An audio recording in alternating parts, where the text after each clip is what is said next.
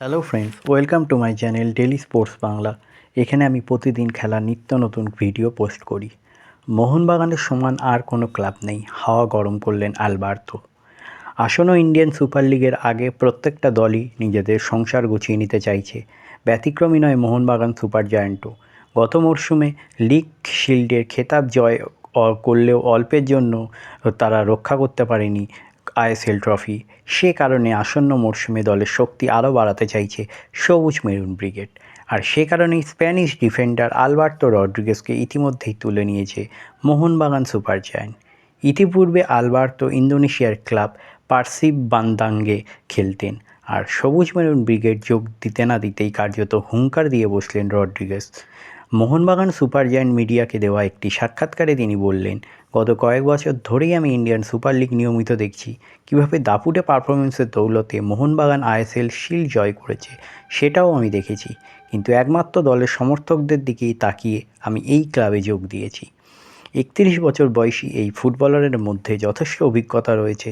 ইতিপূর্বে ইউরোপ এবং ইন্দোনেশিয়ার বেশ কয়েকটি ক্লাবের হয়ে খেলেছেন তিনি। আশা করা যায় বাগানের রক্ষণভাগ আরও মজবুত করতে তিনি অগ্রণী ভূমিকা গ্রহণ করবেন।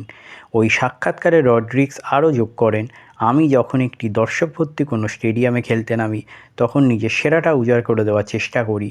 আর এই দিক থেকে ভারতে মোহনবাগানের সমকক্ষ আর কোনো ক্লাব নেই। দলের প্রতি সমর্থন এবং আবেগের দিক থেকে মোহনবাগান সমর্থকরাই সেরা।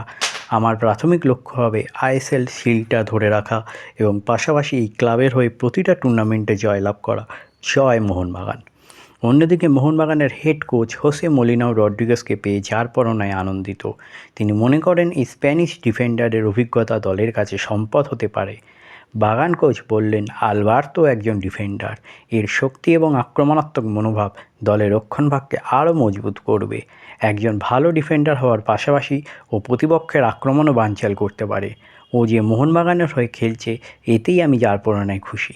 তাহলে এই হলো আজকে আমার ভিডিও।